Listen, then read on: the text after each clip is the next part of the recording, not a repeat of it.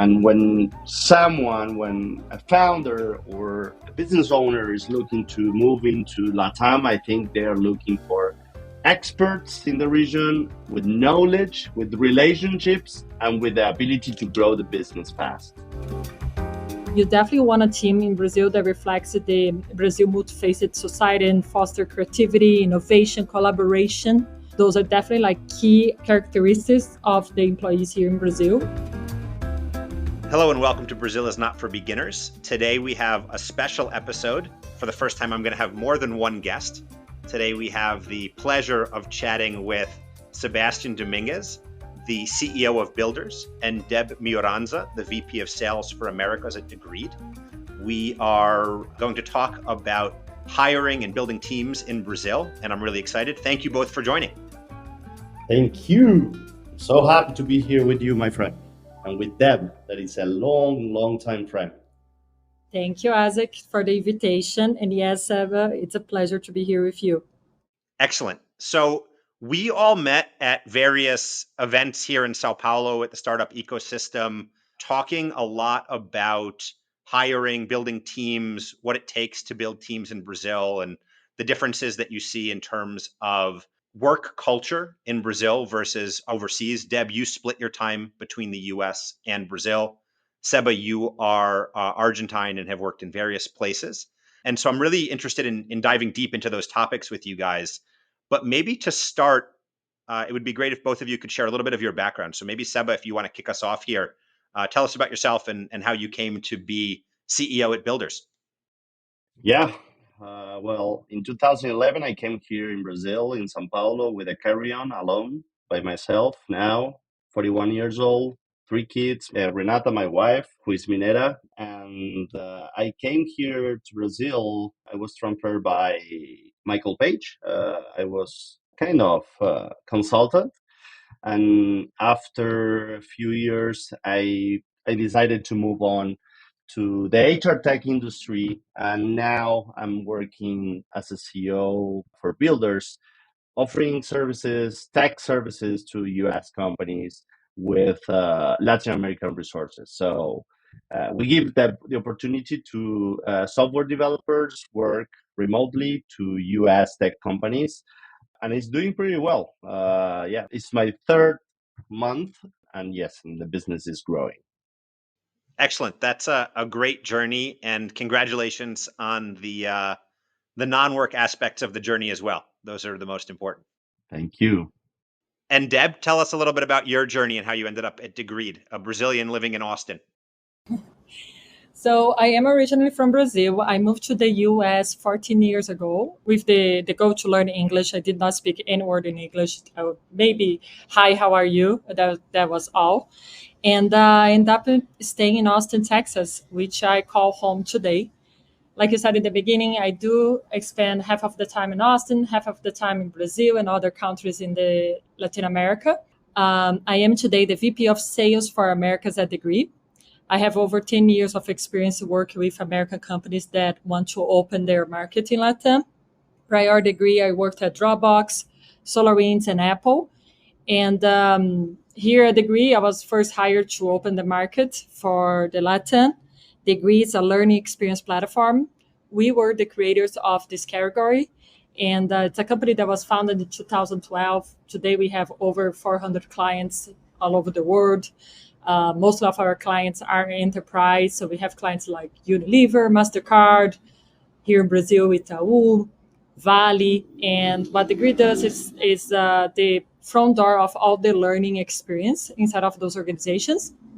And I'm proud to say that I had to run a startup inside of the startups, the time that I've been here for 6 years. And a year ago, I was invited to take a new challenge inside of Degreed and start running also the team of North America. So today I'm having a lot of fun in this new adventure that not only includes Latin, but also the US is part of my territory. Amazing. Also a really great journey. I think some people will know that listen to this podcast that I also married a Brazilian that went to the US to learn English. So you both kind of cross over into that, into sharing things with me. So Good. like I said, I'm super excited to have you both here. I think this is a super important topic. in terms of team building and capacity building that a lot of people struggle with, and want to go into topics like recruiting and team building and training. But maybe before we get into those specifically, both of you have jobs right now that are not just focused on Brazil, but Latin America more broadly. You deal with companies in the US. Sebastian, in your case, I imagine also outside of the US. And so I'm wondering if maybe what we could do first is level set a little bit on Brazilian work culture and some of the common habits and unique traits about the market or that make it stand out from other markets. I can think of a few. Obviously, there's a ton, and this could be the whole podcast. But things like how Brazilians don't like to say no. So you ask somebody to do something, and they'll say, "I'll try," instead of saying no. One of my previous guests said, "In Brazil, a yes is a maybe, and a maybe is a no." The hierarchical structure of businesses, the cheap cost of labor. So maybe what we could do is just level set a little bit on some of the common characteristics of work in Brazil. Well, I can start because for me it was pretty hard the first 2 years until I understood how to deal with the people in São Paulo, with the people in Brazil. But I think the most important one was building real relationships. That for me was crucial. Not only like short term businesses or negotiations, I try to build long term relationships based on expertise. So I'm expert here and I will help you and I will support you. And well, that was crucial for me. So that's one of the things. I think that's a really great point, and is something that I learned in some of my early time here. And obviously this could be a whole nother topic, are the food vouchers. But in Brazil, when you work for a company, you often get your lunch paid for, and you get a food voucher to pay for it. And so the teams go out and eat together. And so you build this really strong relationship with your colleagues because of that, I think. And so what you talked about is building strong relationships. And I think that exists in the sales process and the relationships there, but also just internally to work, because these are the people that you go out and have lunch with every day and spend all day with.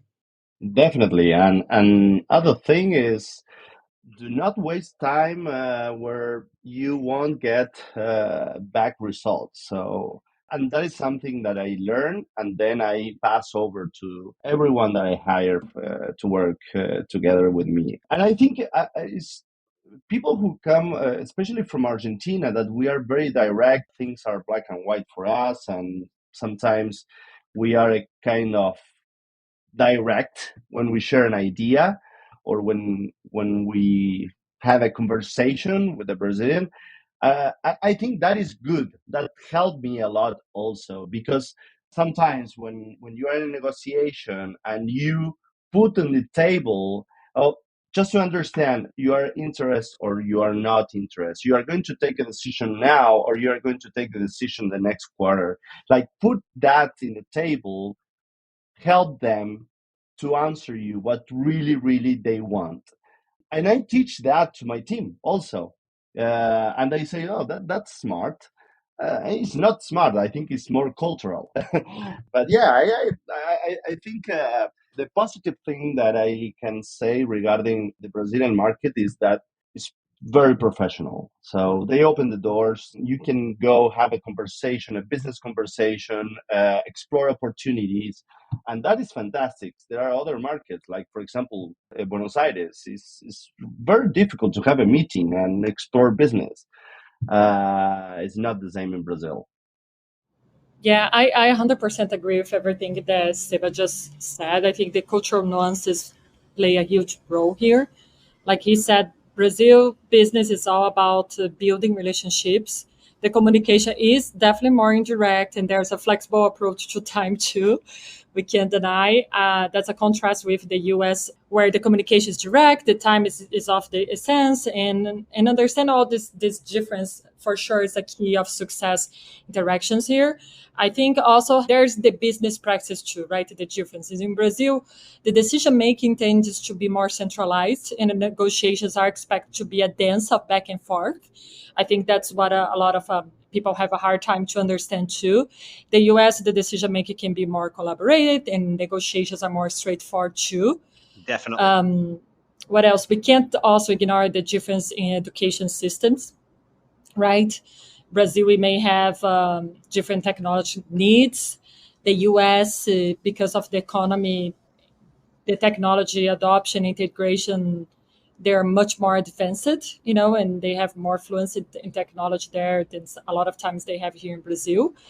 And I speak about the economy, dealing with two different markets like Brazil and the US means navigating currency fluctuations, different level of economic stability, and vary market sizes. So that's also important to take that in mind when you're doing, you're building your pricing strategy, financial planning too. So I think those are, like, just add to what Seba said. Those are the other biggest difference that I see between the United States, Brazil specifically. What I'm enjoying about working for US companies is the practicities. Like, if you have a meeting and if you have a conversation about the business opportunity where you can add value with your service, they will say yes or no in a short term. And I'm really, really enjoying that. Time means um, money. Definitely Brazil is not at that level, but things are changing, I think. When we talk about the HR ecosystem, I think that me in the past, I suffered a lot because in HR, the decision makers, they don't make math when they take a decision. They don't go deep into, okay, what is going to be the return of investment, or if I'm going to bring this platform, what is the value that will add to my team, to the business. So that conversation needs to be handled by you. You need to show the numbers, you need to present the benefits, and even that, you receive a lot of no. Yeah. Well, you receive maybes, right? I think that's the whole point. Is they Maybe they not anymore, because when someone wants to buy your product. when somebody's saying no but not saying no. Yeah. Yeah. Can I really comment here? Because one thing that I learned a lot this past year, being more close to the North America sales team in negotiations with HR based in the US versus, the in the rest of the Latin America, is that you will still find people outside of Brazil that also have a hard time to say no, or don't. HR, like specific to the example that Seba just shared about selling to HR, a lot of times, like, it's hard for you to identify who is the decision maker, has the power to make a decision.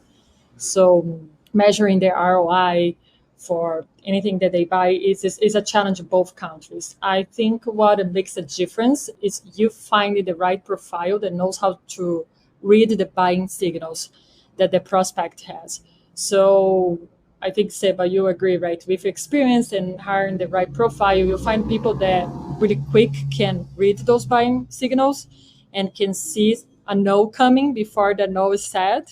Yeah. So I think that's something that you're gonna have to find in the US. Outside of the US, it doesn't change, because then we are talking about a different sell profile that it's a better match for selling for HR, that is much more consultative approach. You need to become the trust advisor.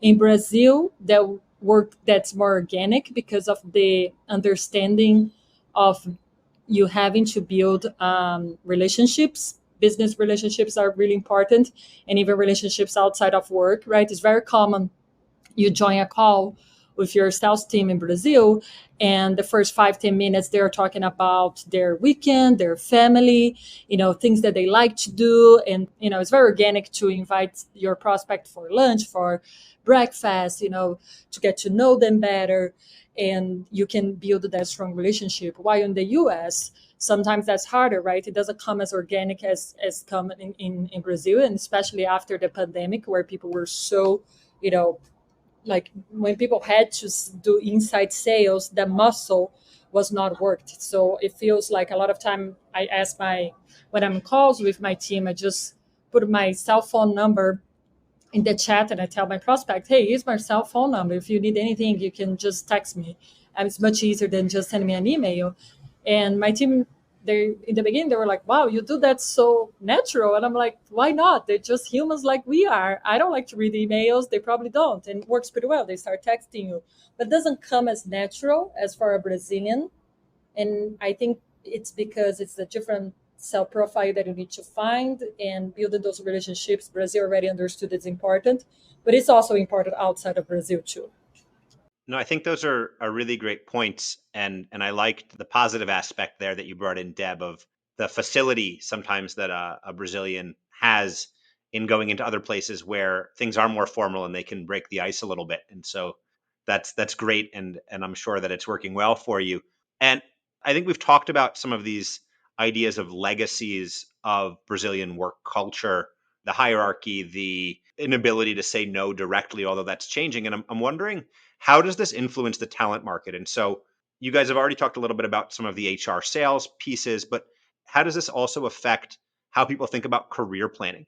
So when you're talking about somebody that's looking to grow into a new job, or you as an HR are thinking about building the growth path of the people within your company, how do people think about that, and how do these legacies affect the dynamics of the talent market generally? And of course, we'll caveat that there's lots of different types of companies, if it's a startup or a big business or a family business, but would love to hear your guys' thoughts on how those legacies and maybe how they're changing as well impact the dynamics of the talent market. I'll say that in the world of Brazilian business, traditional values still hold significant sway. We see a strong respect for hierarchy, like you mentioned, particularly in family-owned business, where promotions often follow tenure rather than purely merit. So relationship building in this type of companies, they are a key, right? So network is essential for your career advancement. Now, when it comes to career planning for an internal mobility, that is interesting like division. In more traditional and family-led business, I would say that there's a tendency for employees to view their career as a long-term journey with the same company, valuing stability and gradual progression. And so there's a construct with environment in multinational corporations and tech startups that we see, especially with the Generation Z now, and it's a very unique time that we are living in the talent marketplace and this world, because we have a lot of different generations working together in the same place. So you're gonna have baby boomers that are, the ones that really value staying in the same place for many years, and I have millennials, that maybe 2 to 3 years, and then you have Gen Z that 1 year is enough, and that's when like you see their interest of moving fast, even inside of organizations. So they may stay longer in that company if they have the opportunity to move internally. So internal mobility, I think I can mention here one of the recent researchers that Gartner released about what is in the top mind of the CEOs. One of them is like skills and internal mobility. So if I have internal mobility, strong program inside of my organization that is proven that I can increase the retention of my employees. That's basically connected to the Gen Z that can stay doing the same job for a year. So you see that Generation Z being more part of the startups, the tech companies, right, where you see the environment that is more fast paced. So that's what large companies like Itaú, banks, they're trying to do inside of their organizations too, right? That's why they're investing so heavily in squads. So I think like depending on the generation, in Brazil, yes, you see people that will continue, to value the traditional way of growing inside of organization, that it's more like long term and it's low. And then when you see different generations, they want to move fast, they want internal mobility, right? So I want to make sure that they are in a place where not only they can move fast, but also the company invest in their development too.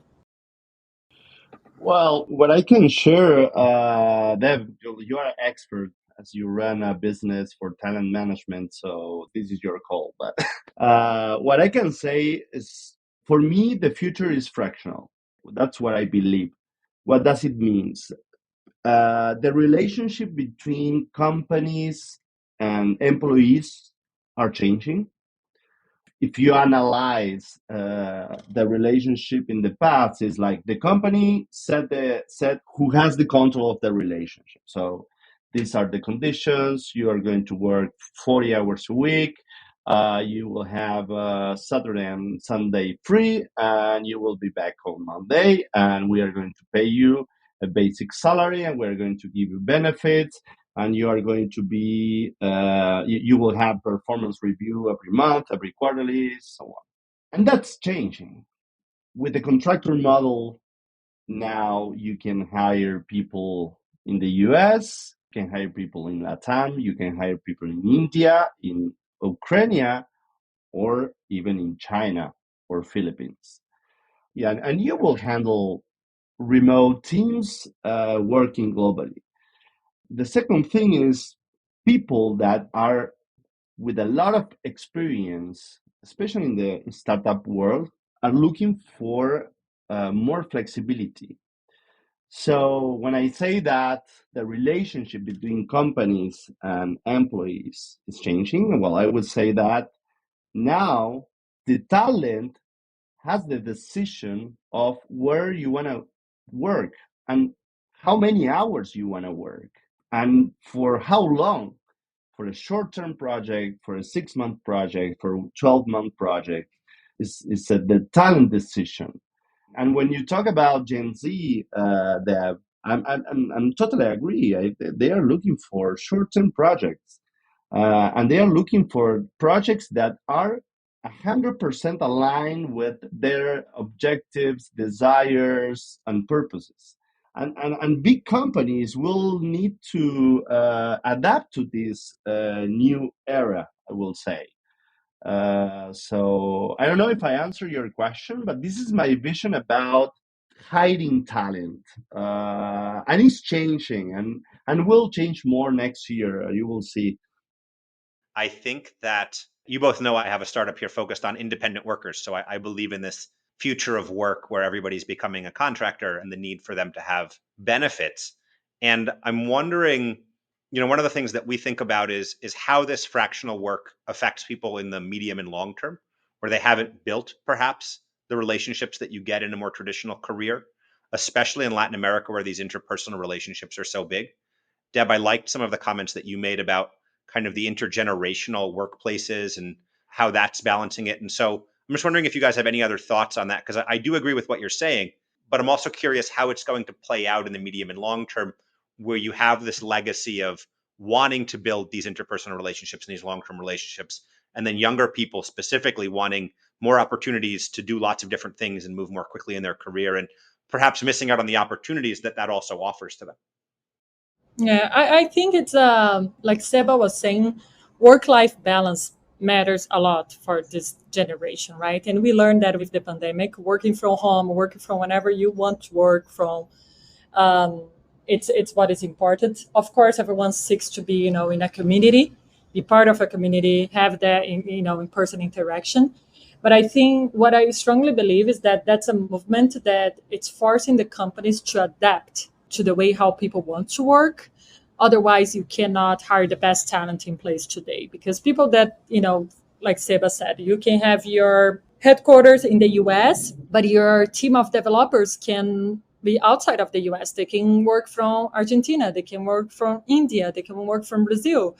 But talking specifically about Brazil, it's also like a challenge when you see a country that less than 10% of the population doesn't speak English fluent, right? So that's also like something that you need to address with education, and people will have to step up to learn different languages to work abroad too. But it's very positive to the economy and for the companies as well. I think having contractors doesn't mean that they're not part of your company. It just means that a different type of employees with different talent and skills that they bring to the table that you need to be able to absorb too, especially with this fast evolution that we are seeing, with technology, how the market is evolving so fast with technology, AI, and new skills you need to build inside of your organization and find people with different skills to work for you. you need to be open and flexible to absorb that generation too. And in terms of like how they build the relationship, I do have here at Degree people that work for us. They are contractors, and I didn't say this in the beginning, but Degree, it's a company that it's 100% remote since their foundation. So I've been with Degree for about 6 years, and for 6 years I work remotely. So I see my team a few times a year in person, and that's something that I had to learn. I had to adapt to. And I think, having contracts is the same approach. So you learn and you have people inside of organization, they're hiring their profile. They also know how to work with them too. And the last piece I would say, it is the beauty of having these different generations working together today, because you have baby boomers that want to teach it, and you have Gen Z that wants to move fast and be measured by the results of the projects that they deliver.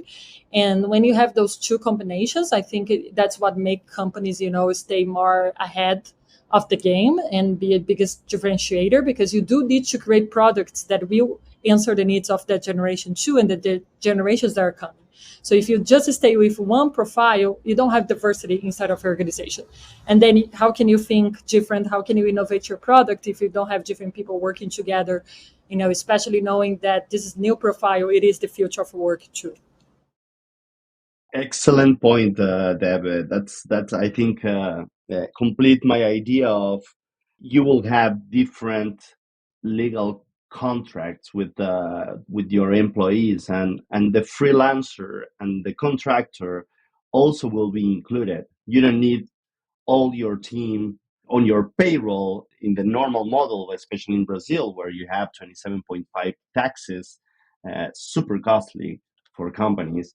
But you have people that they want to work as a contractor. It's a decision of career. So when you ask Isaac about, okay, fractional is something that could be implemented in Brazil, for example, my answer is startups will implement. They are implementing. And the reason why is because they made a lot of mistakes hiding through the normal model. And when they, after 9 months, 1 year, when they see the results, the talent didn't went through and they have to lay off with the compensation super high, also with equity and so on. So that's a big miss.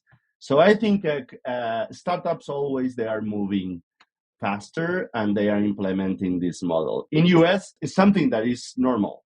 There are a lot of people working fractional for 2, 3 projects, and they are making more money. That's true. They're making more money because they set their hourly rate. Yeah, and that's positive for the global economy too, right? So you're able to increase your income by working different companies, which is very positive. And we had the movement about like years ago, starting having the CTO as a service. Now Yeah. we talk about CEO as a service, right? CSOs as a service, CMOs as a service. So it's not only about, the middle level of the organization that you see people getting hired as contract. If you think about your board, your company board, right? All those advisors, they also work in different companies too. And then if you think about your having a CEO as a service, that's a huge sign that that's where the talent that marketplace is going to, because we're now talking about the C level where he can be hired by so many different companies. And yes, like Seba said, a lot of you see in the startups, but those startups will grow at some point, right? We see them growing fast. And for the economy, I think it's very important, to find ways that we can increase the income of those families. And if part of that, it is giving more opportunities for them to work in different companies and measure people not by the hours that they get work done, not by the hours that they are in front of the computer, but by the time they deliver their projects, the results that they're bringing, exactly how it happens at sales. I think that's just amazing for any organization to be on board with. It's nothing to lose. Absolutely. And I think, the point about, startups grow, but startups also, like Seba said, move more quickly and show, in some cases, models that other companies that are perhaps a little bit more conservative can adopt later on. Deb, you talked a little bit about hiring teams internationally, building teams in Brazil if you're a foreign company. Seba, you were mentioning it as well. And so I'm wondering if you guys could talk a little bit about that. So when a foreign company looks at Brazil, maybe they're coming into Brazil and trying to set up shop here, or maybe they're hiring, developers or fractional workers or people in Brazil to work for them, from abroad or whatever. But how should those foreign companies think about hiring managers and building teams? What makes a good candidate for working in a multinational company? What should they look for in terms of recruiting a country manager or a senior leadership versus recruiting a developer that's going to work with their team there? Who's going to succeed at different levels? What makes a good candidate? And if you're able to share some stories, that would be great. Obviously, no need to name names, but what has been successful for some companies? What has been unsuccessful? And what should they look for to do that well? Well, I think that depends of the type of company, if it's a big enterprise, if it's a big tech company that wants to bring their tech product into the Latin American market, or if the company wants to build a BPO in Latam to serve the global company across the globe, or they want just to start up the business from scratch in the region because it's validated in US, but they want to explore Latin America as another market. That depends. I will tell you my story with Talent.com. So with Talent.com, I had the expertise of jobs marketplace knowledge. Lucas, who is the founder of Talent.com, found me on LinkedIn and he sent me an email, and we've been talking over 1 year until we decide that yes, it's time to run the business. I think what he looked was a combination of definitely knowledge of the market, of the product and the market, Latin American market, I'm saying, like Mexico, Colombia, Brazil, Argentina, Chile, the opportunity to penetrate fast, bringing clients from day one. That's what he expects, and that was what I delivered. I was lucky, 2, 3 clients, like we ramp it up very fast. And I think the most important part was to build a high performance team, to build a team quickly, engage with a company that nobody knows, Talent.com. Nobody knew about Talent.com in Latam. So you need to bring people that believe on you as a leader, and that's what we did. We built an amazing team. Hugo Silva, Victoria, Vitor. Vitor now is in Netherlands working for a fintech. Hugo now is handling a publisher's business. Victoria is surfing now in Indonesia. But we built an amazing team. And when a founder or a business owner is looking to move into Latam, I think they are looking for experts in the region with knowledge, with relationships, and with the ability to grow the business fast. That's my experience.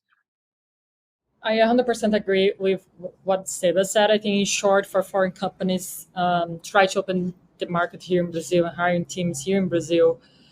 I had the experience like hiring people in the US when I worked at Dropbox to sell to Brazil, and then experience of building teams here in Brazil, like in the field here. And I think it's all about understanding and respecting the local culture, being adaptable and finding the right balance between local knowledge and global vision. You cannot think that whatever works outside of the Brazil will work here and have this as a top down.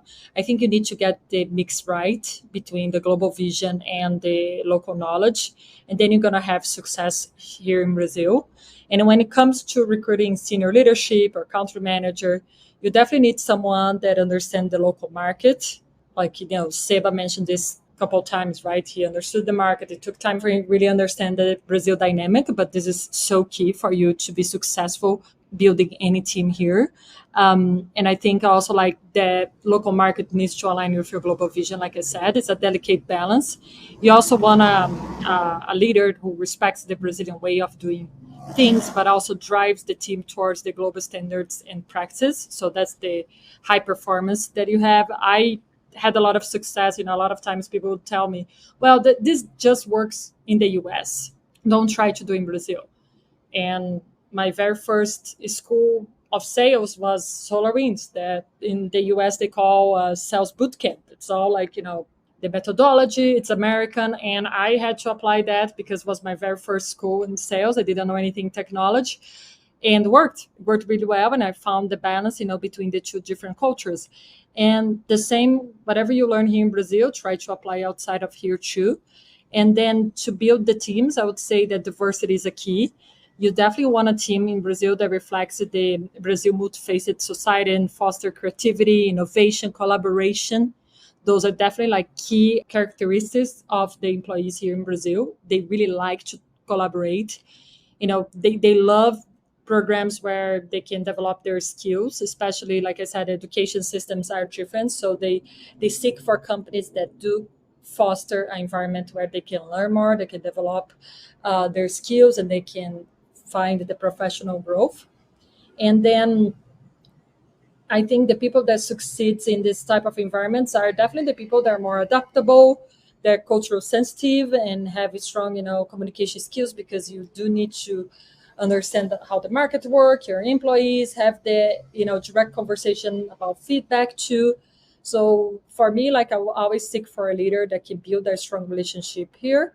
And then if I find someone in the US that also needs to manage, team outside of the US that is based in Brazil, I think someone that's very flexible and don't want to just have one size fits all for strategy, for development, and for hiring too. You will need to learn how to have more diversity in your team, and see that as a positive thing where it can influence both cultures, not only Brazil itself, but also like influencing outside of Brazil too. It's a lot of things that we do here that we learn and we have success applying the US as well. That's really great insight from both of you. And Deb, you jumped the gun there and got into what was my next question, talking a little bit about setting up teams and employees for success. And so the idea of building these teams, and what does capacity building look like in Brazil? Or, you talked about building a diverse team and creating a cooperative environment, but what else is there that factors in for a good leader setting the team up for success in Brazil? And maybe coming back a little bit to your work at Degreed, are training techniques different? Are there methodologies that work differently, perhaps because of the kind of work legacy and the educational system? Are there different expectations among staff? What are maybe some do's and don'ts that people should keep in mind? Yeah, that's a really good question. So I mentioned before, collaboration, it's key characteristic of the Brazil employees, in my opinion. Anything that you do to foster the collaborations and create these places where they can, share best practices, you're gonna gain so much from. I'll give you an example. What I do with my team, both US and Brazil, I run the deal reviews.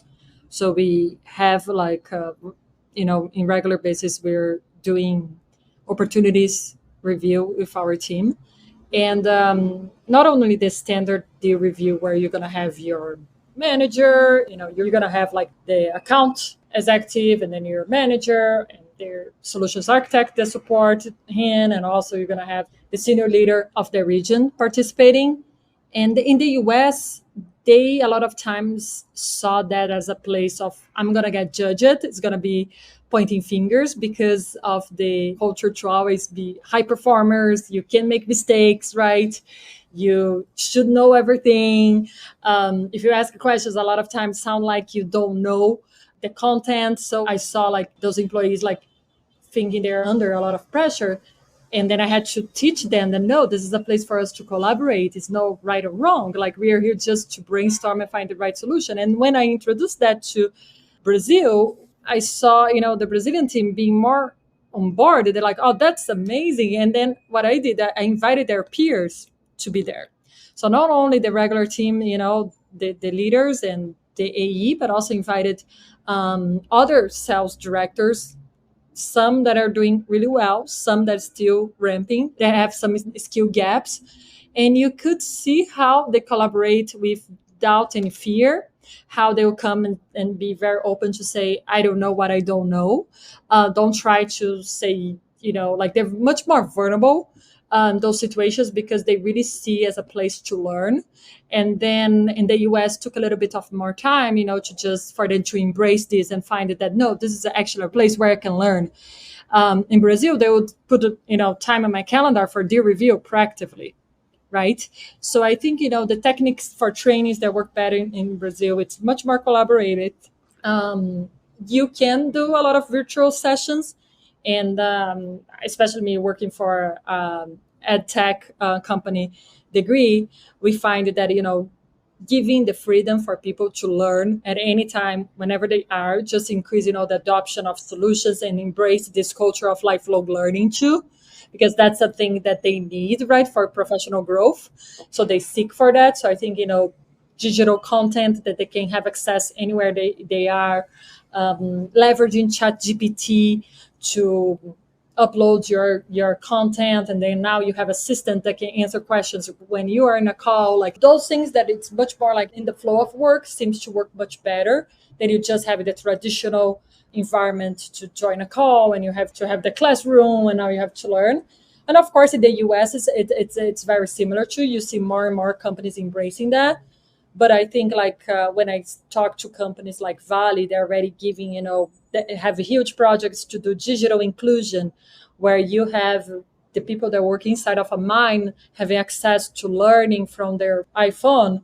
You can see the difference of the sense of urgency of really giving, development opportunities to those people. And again, I strongly believe it's because of the educational system that is so broken in Brazil, that it is part of the company responsibility to develop the people even before they are hired. So you see a lot of companies in Brazil that have the programs to open, their corporate university for people to start developing skills, and then they can apply for jobs too. That's another movement that's different than the US that I see here. Very great insights. Not sure, Seba, if there's anything you have to add there. Nah, we're talking with an expert, so Absolutely. the only thing I would like to add is hiring people is you will learn when you hire. You start hiring one, then you learn. Then when you have to lay off, you learn. I think that what I can share is that bring people with curiosity, bring people autonomous, bring people with ownership, bring people result oriented, and bring people that raise the hand because they want to be part of new projects. That kind of people, they will succeed working with you, and you will succeed. So when you go to an interview, when you start the interview and when you ask questions, I love when people they do like a market research. They bring numbers, they bring business opportunities. I look for those people to work with me. So if anyone is listening this podcast and has this profile, please feel free to reach me out because we are hiring. Excellent. We will get to that, how people can reach you for sure. Um, Related to this, and kind of a last question on this line of questioning here, what advice do you have for companies, both Brazilian and international, but working in Brazil in terms of bringing in foreigners at high levels? So, Seba, this is your lived experience to some degree, but what do you need to look out for in terms of hiring people to move to Brazil, or people that maybe are going to, that don't have, 10 years of experience in Brazil? Who succeeds well in Brazil from a foreigner perspective when you're looking at these multinationals? Well, I'm learning more now because I'm part of a global community of C-levels. The name is Pavilion. In this community, there are people that over 60% are from the US, but it's growing internationally. There are people and executives interested more and more to work with Latin America or with Latin American companies. And I think these professionals, they'll could add a lot of value to those companies that are in a scale up moment, especially for those professionals that already did that in a complex market like US. So I think that, for example, growth experts, CTO experts, VP of engineering experts, CMOs, chief revenue officers, all those professionals that grow the company from 20 million to 500 million USD could add value to founders in Latin America to grow their companies. They could add value in a fractional model.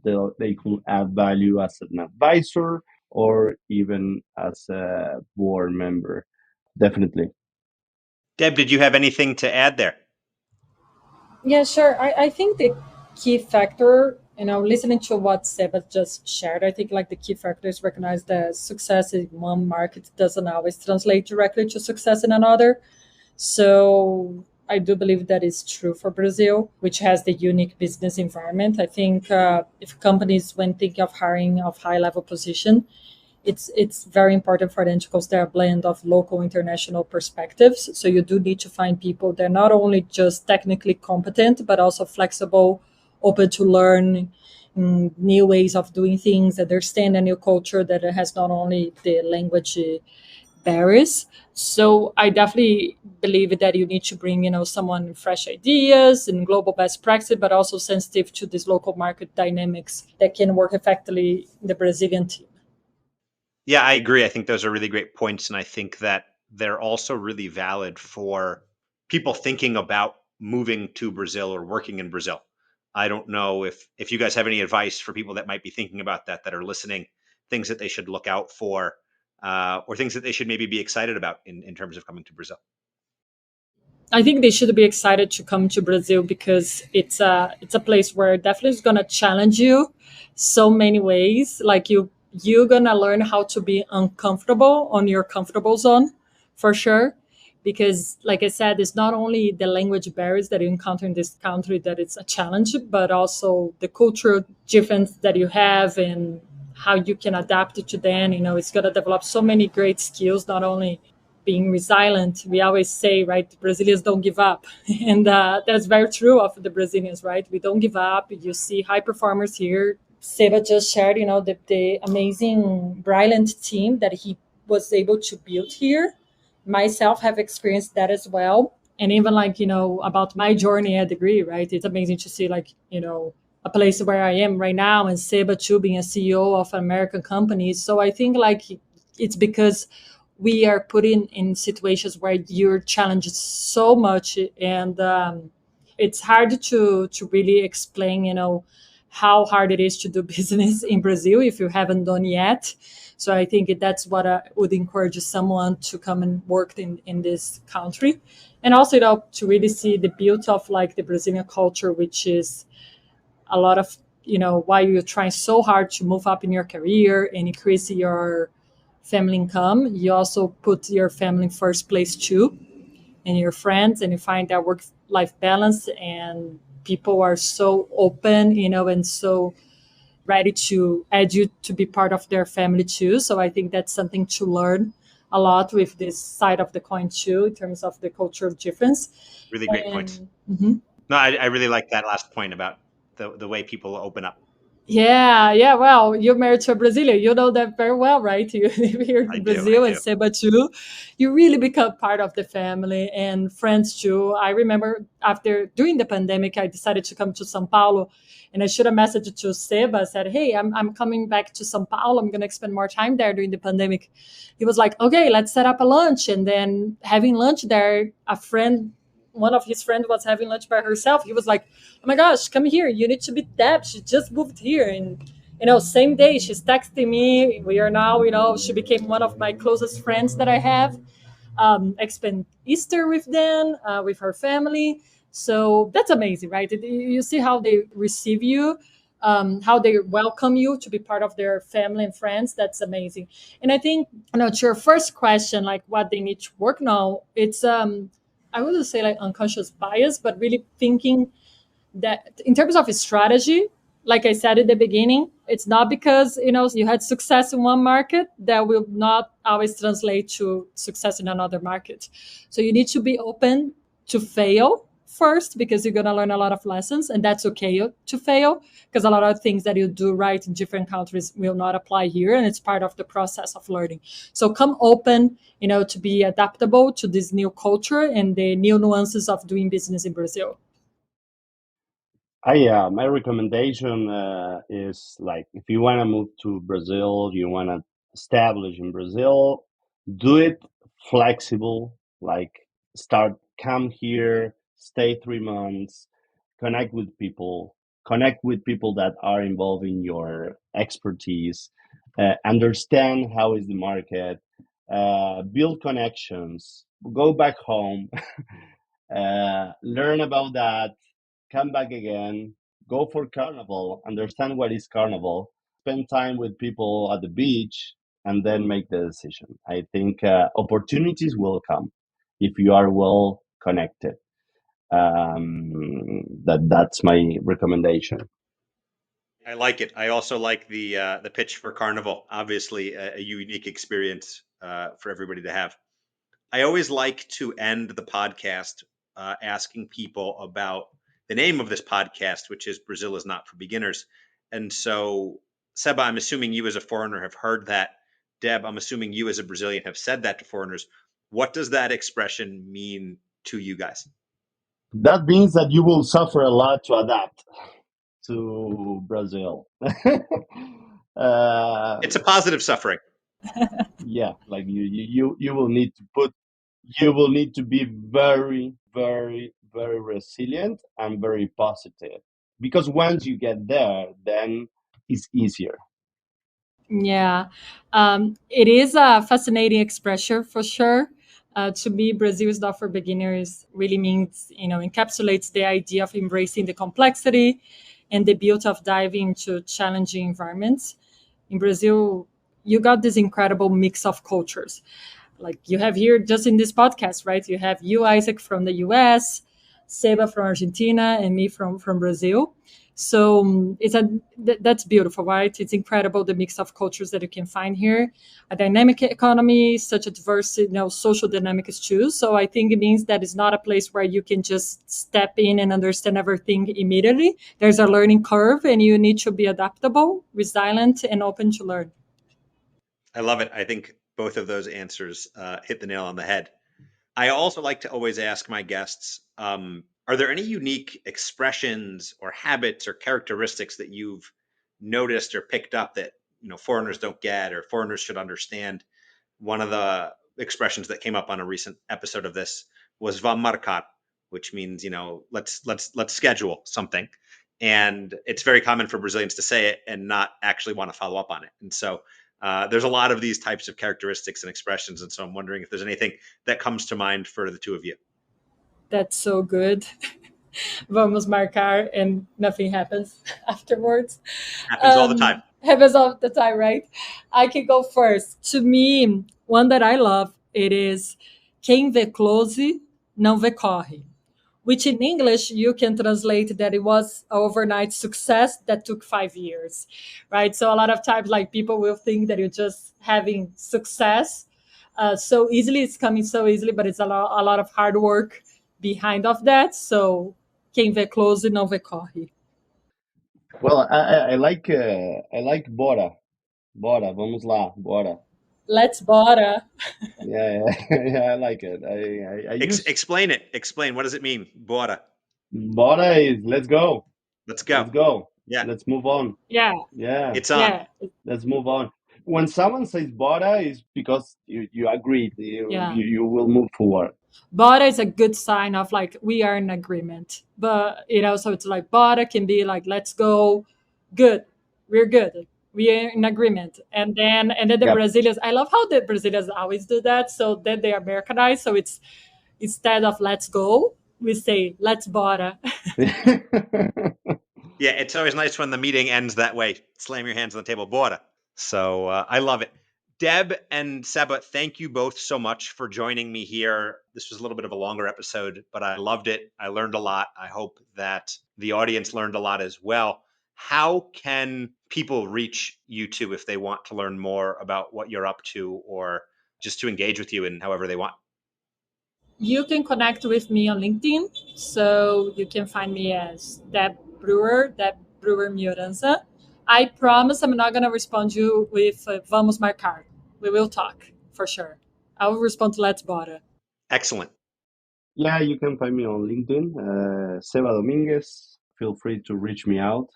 I'm not so active on LinkedIn, but yeah, I'm there. I don't use TikTok yet.